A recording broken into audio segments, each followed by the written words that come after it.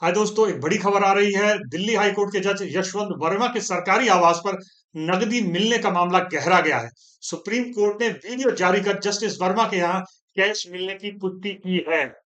एक अभूतपूर्व कदम उठाते हुए सुप्रीम कोर्ट ने शनिवार देर रात अपनी वेबसाइट पर जस्टिस वर्मा के आवास पर कथित रूप से भारी मात्रा में नकदी मिलने की पूरी जांच रिपोर्ट अपलोड कर दी है। ये लिया बेटा।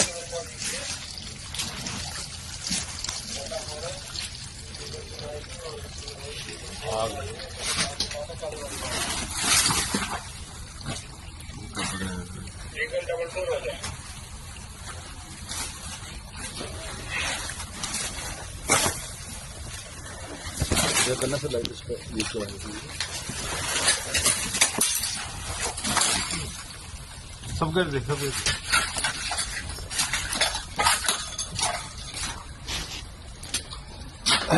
ये भी लिया। महात्मा गांधी में आग लग रही है भाई, वहां लिया।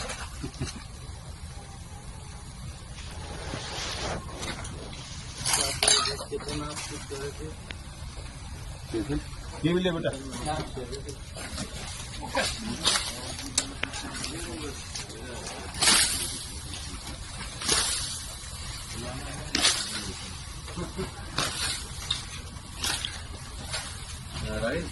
जांच रिपोर्ट में जस्टिस वर्मा के आवास पर होली की रात को आग बुझाने के अभियान के वीडियो और फोटो भी शामिल हैं। सवाल उठता है कि जज के कमरे में क्या मिला। दिल्ली हाईकोर्ट के चीफ जस्टिस डी के उपाध्याय द्वारा दी गई 25 पन्नों की जांच रिपोर्ट में कहा गया है कि नोटों के 4 से 5 अधजले ढेर पाए गए थे। इस घटना से जुड़ी जांच रिपोर्ट हाई कोर्ट के चीफ जस्टिस डी के उपाध्याय ने सीजेआई संजीव खन्ना को सौंप दी है, जिसके बाद संजीव खन्ना ने तुरंत कार्रवाई करते हुए 3 सदस्यीय जांच कमेटी का गठन किया है। तो अब आते हैं कि जज वर्मा ने अपने बचाव में क्या कहा है। तो मैं आपको बता दूं कि जज यशवंत वर्मा ने इन सभी आरोपों को पूरी तरह से खारिज करते हुए कहा है कि इस नकदी से उनका या उनके परिवार का कोई लेना देना नहीं है। उनका कहना है कि मीडिया ने उन्हें बदनाम करने से पहले गहरी जांच नहीं की। साथियों, उनका ये पूरा जवाब सुप्रीम कोर्ट की वेबसाइट पर उपलब्ध है और शब्द से इस तरह से है। माननीय मुख्य न्यायाधीश महोदय, मेरी प्रतिक्रिया संलग्न है जो आपसे 21 मार्च 2025 की वार्ता के बाद प्रस्तुत की गई है। सीमित समय सीमा के बावजूद मैं तत्परता के महत्व को सराहता हूं और निम्नलिखित उत्तर प्रस्तुत करता हूं। 14-15 मार्च 2025 की मध्य रात्रि में मेरे आधिकारिक आवास के स्टाफ क्वार्टर के पास स्थित स्टोर रूम में आग लग गई।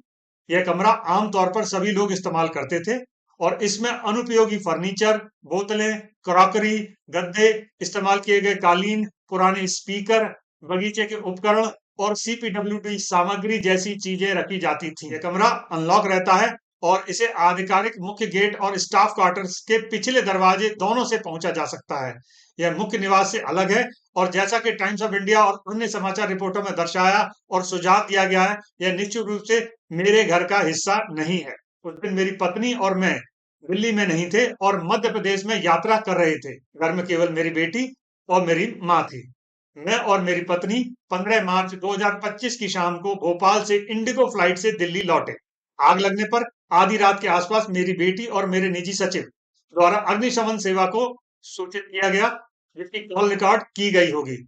आग बुझाने की प्रक्रिया के दौरान सुरक्षा चिंताओं के कारण सभी कर्मचारियों और मेरे परिवार के सदस्यों को घटनास्थल से दूर रहने के लिए कहा गया। आग बुझाने के बाद जब लोग घटनास्थल पर लौटे तो वहां ना तो कोई नगद राशि और ना ही कोई मुद्रा देखी गई। स्पष्ट रूप से कहना चाहता हूं कि न तो मैंने और ना ही मेरे परिवार के किसी सदस्य ने उस स्टोर रूम में कभी कोई नगदी रखी थी और मैं इस कथित नगदी के हमारे होने का खंडन करता हूं।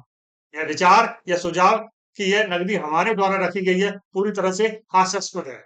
यह सुझाव कि कोई व्यक्ति स्टाफ क्वार्टर के पास खुले सभी के लिए सुलभ और आमतौर पर उपयोग किए जाने वाले स्टोर रूम में या आउट हाउस में नकदी स्टोर करेगा, अविश्वसनीय और अस्वीकार्य है। यह कमरा मेरी रहने वाली जगहों से पूरी तरह से अलग है और एक चारदीवारी मेरे रहने वाले क्षेत्र को उस आउट हाउस से अलग करती है। मुझे केवल यह कहना है कि मीडिया ने मुझे आरोपित और बदनाम करने से पहले कुछ जांच की होती तो ज्यादा बेहतर होता। जैसा कि ऊपर कहा गया है, मैं 15 मार्च 2025 की शाम को नई दिल्ली लौट आया। जब मुझे पूरे प्रकरण की जानकारी दी गई, मुझे विविडली याद है कि उसी शाम आपका पहला फोन कॉल मुझे मिला, जिसमें आपने मुझे बताया कि मेरे आवास पर आगजनी की एक घटना की सूचना मिली है। मैंने इस पर गहरा सदमा और पूर्ण अविश्वास व्यक्त किया, क्योंकि तब तक मुझे यह विश्वास था कि यह आग मात्र शॉर्ट सर्किट के कारण लगी थी। मुझे याद है कि मैंने आपको परिसर की प्रकृति और उन वस्तुओं के बारे में बताया था जो आमतौर पर उस कमरे में संग्रहित की जाती हैं। उसके बाद आपने पीपीएस प्रिंसिपल प्राइवेट सेक्रेटरी को साइट का दौरा करने की अनुमति मांगी, जिससे मैंने सहर्ष सहमति जता दी। उसी रात पीपीएस पहुंचे, और जब मैंने मेरे पीएस और पीपीएस ने उस जले हुए कमरे का निरीक्षण किया, तो वहां ना कोई नकदी मिली और ना ही कोई भी स्थिति में कोई मुद्रा देखी गई। यह रिपोर्ट से भी प्रमाणित होता है जो मुझे प्रदान की गई है। उस निरीक्षण के बाद और आपके निर्देशानुसार जला हुआ कमरा आज भी उसी स्थिति में बना हुआ है। हमने अगले दिन कोर्ट शुरू होने से पहले मिलने पर सहमति व्यक्त की थी। यह हाई कोर्ट गेस्ट हाउस में हमारी बैठक के दौरान था, जब मुझे पहली बार पुलिस आयुक्त द्वारा साझा किया गया वीडियो और अन्य तस्वीरें दिखाई गई। वीडियो की सामग्री देखकर मैं भी पूरी तरह से स्तब्ध था, क्योंकि वह ऐसी स्थिति को दर्शा रहा था जो घटनास्थल पर मेरे द्वारा देखी गई स्थिति से मेल नहीं खाती थी। यही वह क्षण था जिसने मुझे यह कहने के लिए प्रेरित किया कि स्पष्ट रूप से मुझे फंसाने और बदनाम करने की साजिश प्रतीत होती है। यह घटना मेरी इस दृढ़ धारणा को भी बल देती है कि यह पूरा प्रकरण हाल ही में घटी घटनाओं की एक सीरीज का हिस्सा है। दिसंबर 2024 में सोशल मीडिया पर फैलाए गए निराधार आरोप शामिल हैं। इसकी जानकारी मैंने हमारी बैठक के दौरान आपको दी थी। किसी की कथित बरामदगी के साथ किसी भी प्रकार के संबंध की जानकारी के अभाव ने इस प्रकरण पर हमारी पहली बातचीत में मेरी प्रतिक्रिया को प्रेरित किया था, जब मैंने इसे एक साजिश का संकेत दिया था। दोहराने के लिए क्षमा चाहता हूं। मैं स्पष्ट रूप से कहना चाहता हूं कि ना तो मैंने और ना ही मेरे परिवार के किसी सदस्य ने किसी भी समय उस स्टोर रूम में नकदी या करेंसी रखी थी। समय समय पर हमारे कैश विथड्रॉवल का रिकॉर्ड हमारे बैंकों के माध्यम से यूपीआई और कार्ड के उपयोग के साथ दस्तावेजित होता है। जहां तक नकदी की बरामदगी के आरोप की बात है, मैं फिर साफ करना चाहता हूं कि मेरे घर से किसी ने भी उस कमरे में जली हुई मुद्रा को कभी नहीं देखा। वास्तव में यह इस तथ्य से और प्रमाणित होता है कि जब अग्निशमन कर्मी और पुलिस घटनास्थल छोड़ने के बाद साइट में लौटाई गई, तो वहां ना तो कोई नकदी और ना ही कोई मुद्रा पाई गई, और ना ही हमें मौके पर किसी बरामदगी या जब्ती के बारे में सूचित किया गया। की जांच उस अग्निशमन सेवा प्रमुख के बयान के संदर्भ में भी की जा सकती है, जिसे मैंने समाचार रिपोर्टरों से संकलित किया है। उस दुर्भाग्यपूर्ण रात के बाद हम निरंतर इस बात की जांच और स्पष्टीकरण खोजने का प्रयास कर रहे हैं कि हमारे ऊपर लगाए गए इन आरोपों की वास्तविकता क्या है। हमें इन आरोपों को खारिज करना पड़ रहा है, जो नकदी की बरामदगी और उसे मेरे या मेरे परिवार के सदस्यों से जोड़ने के आधार पर लगाए जा रहे हैं। यह मान्यता न केवल मुझे उस वस्तु की उपस्थिति को स्पष्ट करने के लिए बाध्य करती है, जो कथित रूप से एक आमतौर पर उपयोग किए जाने वाले होल्ड हाउस और स्टोर रूम में थी, बल्कि मुझे उसके लिए जवाबदेह भी ठहराया जा रहा है। बात उस वीडियो क्लिप की जिसे मेरे साथ साझा किया, मानते हुए बिना स्वीकार किए कि वीडियो घटना स्थल पर घटना के समय लिया गया था, उस स्थान से कोई भी वस्तु बरामद या जब्त नहीं की गई प्रतीत होती है। दूसरी बात जिसे मैं रेखांकित करना चाहता हूं, वह यह है कि कर्मचारियों को कोई नकदी या करेंसी के अवशेष नहीं दिखाए गए, जो संभवतः घटनास्थल पर मौजूद हो सकते थे। मैंने वहां मौजूद कर्मचारियों से भी पूछताछ की है, जिन्होंने यह कहा है कि कथित तौर पर स्थल से नकदी की कोई निकासी नहीं हुई है, ना ही वह परिसर से हटाई गई थी। जिन वस्तुओं को हटाया गया वे केवल मलबा और वह सामग्री थी जिसे उन्होंने बचाने योग्य माना। वो सामग्री अभी भी घर में मौजूद है और इसे आवास के एक भाग में अलग रखा देखा जा सकता है। जो मुझे विस्मित करता है वह यह है कि कथित रूप से जली हुई नकदी की बोरियां की पूरी अनुपस्थिति, जो कभी भी बरामद या जब्त नहीं की गई थी।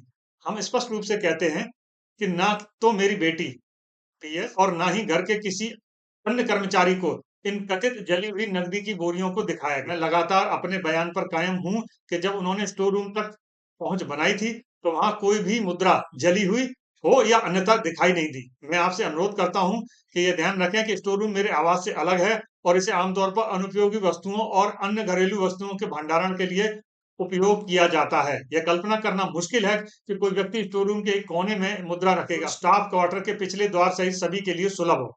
एक जो सवाल पूछा गया था कि इस मुद्रा का स्रोत क्या है, तो जो उत्तर ऊपर दिया गया है उसके मद्देनजर मुद्रा के स्रोत को स्पष्ट करने का सवाल ही पैदा नहीं होता। तीसरा सवाल जो मुझसे पूछा गया है, मैं यह भी दृढ़ता से खंडन और पूरी तरह से अस्वीकार करता हूं कि यदि यह आरोप लगाया गया है कि हमने स्टोर रूम में नकदी को हटाया, जैसा कि ऊपर कहा गया है, हमें ना तो कोई जली हुई नकदी की बोरियां दिखाई गई और ना ही सौंपी गई। वास्तव में जैसा कि पहले बताया गया, वह सीमित मलबा जिसे बचाने योग्य माना गया था अब भी आवास के एक हिस्से में मौजूद है। जैसा कि ऊपर बताया गया, मैं और मेरी पत्नी 15 मार्च 2025 की शाम को इंडिगो फ्लाइट की संख्या 6E2303 से भोपाल से लौटे थे। इसलिए कथित रूप से इसे हटाने का सवाल हमारे लिए अप्रासंगिक है। किसी भी स्थिति में मेरे किसी कर्मचारी ने किसी भी रूप में कोई वस्तु, मुद्रा या नकदी नहीं हटाई। साथियों, मैं आपको बता दूं कि इसे लेकर सुप्रीम कोर्ट के संज्ञान में जब से ये बात आई है, सुप्रीम कोर्ट ने बहुत सख्ती दिखाई है और लगातार इस मामले की जांच में लगा हुआ है। इस पर बाकायदा रिपोर्ट मांगी गई थी हाई कोर्ट के चीफ जस्टिस से, और उस रिपोर्ट की गहन जांच के आदेश, वो रिपोर्ट रिपोर्ट मांगी गई थी, तो वो रिपोर्ट जैसे ही कल मिली, उसके बाद उसकी गहन जांच के आदेश दिए गए हैं और जस्टिस वर्मा से उनके मोबाइल डेटा और धन के स्रोत के बारे में स्पष्ट करने को कहा गया है। साथ ही उनसे न्यायिक कार्य वापस ले लिया गया है।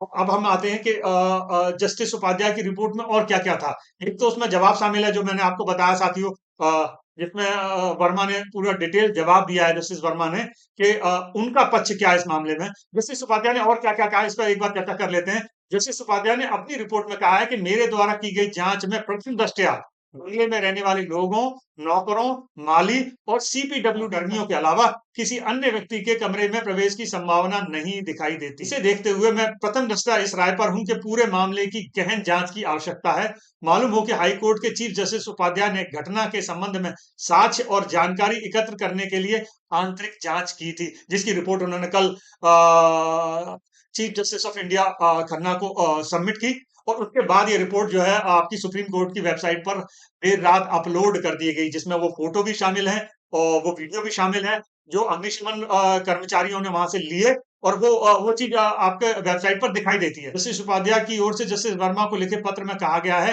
कि वह पूरे प्रकरण के चलते ना तो अपने मोबाइल के डाटा को डिलीट करें और ना ही मोबाइल को नष्ट करें। 21 मार्च को लिखे गए इस पत्र में जस्टिस वर्मा ने धन के स्रोत के बारे में जानकारी मांगी थी। साथ ही पूछा गया था कि जले हुए नोट अगले दिन किसने हटाए। तो मैं आपको बता, जस्टिस उपाध्याय की ओर से जस्टिस वर्मा को लिखे पत्र में कहा गया कि वे पूरे प्रकरण के चलते ना तो अपने मोबाइल से डाटा डिलीट करें और ना ही मोबाइल को नष्ट करें। 21 मार्च को लिखे गए इस पत्र में जस्टिस वर्मा से धन के स्रोत के बारे में जानकारी मांगी गई थी। साथ ही पूछा गया था कि जले हुए नोट अगले दिन किसने हटाए। इसी का जवाब जस्टिस वर्मा ने लिखा है, और पूरा मामला क्या है एक बार हम दोबारा से एक बार ऐसे देखते हैं और समझते हैं। अब आते हैं साथियों, ये पूरा मामला क्या था दरअसल, इससे पहले समझते हैं। दरअसल हुआ क्या था, करीब 11:30 बजे जस्टिस वर्मा के दिल्ली स्थित सरकारी निवास पर आग लगने के बाद अग्निशमन विभाग को आग बुझाने के लिए बुलाया गया। तभी कथित तौर पर बड़ी मात्रा में नकदी मिलने की खबर आई थी। और उसके बाद क्या हुआ मैं बता दूं आपको साथियों। उसके बाद सुप्रीम कोर्ट के कोलेजियम, जिसकी अध्यक्षता चीफ जस्टिस संजीव खन्ना कर रहे थे, ने एक आपात बैठक बुलाई। कोलेजियम ने 21 मार्च 2025 को जस्टिस वर्मा का तबादला उनके मूल high court Allahabad high court करने की सिफारिश की। यह कदम घटना के तुरंत बाद उठाया गया। अब मैं आपको यह भी बता दूं कि वर्मा से 22 मार्च को दोपहर 12 बजे तक इस मामले में रिपोर्ट सबमिट करने के लिए कहा गया था। वो रिपोर्ट उन्होंने सबमिट की, और रिपोर्ट सबमिट करने के बाद सुप्रीम कोर्ट ने, मैं रिपीट कर दूं, अपनी वेबसाइट पर ये पूरी की पूरी रिपोर्ट को अपलोड कर दिया गया। इसमें पूरी डिटेल है, इसमें वो फोटो भी मौजूद है जो अग्निशमन विभाग के अधिकारियों ने लिए, वो वीडियो भी मौजूद है, और जस्टिस वर्मा का जवाब भी मौजूद है, जिसमें उन्होंने ये अपना बचाव करते हुए कहा कि वहां पर कोई भी नकदी नहीं मिली है। दूसरा, उन्होंने इस बात पर सवाल उठाए कि एक उन्होंने कहा ये आउट हाउस है, वो सीधे सीधे घर का हिस्सा नहीं था, तो वहां कोई कैसे नकदी रह सकता है। उन्होंने अपने बचाव में कई सारे तर्क दिए हैं। साथ में मीडिया पर भी उन्होंने सवाल उठाया कि वो निष्कर्ष पर जल्दी आया बिना चीजों को देखे हुए। मैं आपको बता दूं कि ये मामला पिछले 2-3 दिन से काफी गरमाया हुआ था, और राज्यसभा में 21 मार्च 2025 को कांग्रेस सांसद जयराम रमेश ने भी ये मुद्दा उठाया था, जिस पर सभापति जगदीप धनखड़ ने पारदर्शी और जवाबदेह जांच का आश्वासन दिया था। तो साथियों, काफी बड़ा मामला है जिस पर लगातार जांच जारी है, और देश भर की मीडिया में इस पर बहुत भारी चर्चा चल रही है। आने वाले समय में देखते हैं कि इस जांच से क्या निकलता है, लेकिन एक बात तो तय है कि जस्टिस वर्मा सवालों के घेरे में है। जब तक इस जांच पर पूरी तरह रिपोर्ट नहीं आ जाती, कोई भी टिप्पणी करना सही नहीं होगा। लेकिन जो एविडेंस मिले हैं, वो सवाल तो उठाते हैं, और उन सवालों के जवाब कहीं ना कहीं जस्टिस वर्मा को देने होंगे। जांच में ये बात का खुलासा होगा ये क्या है। जैसे कि वर्मा का दावा है कि ये कॉन्स्पिरेसी हो सकती है, या ये वास्तव में उनके घर मिले, तो जांच में इस बात का खुलासा होगा। तो दोस्तों, ये थी अब तक की बड़ी खबर। अब किसी नेक्स्ट बड़ी खबर पर फिर मिलेंगे, तब तक के लिए नमस्कार। शुक्रिया साथी।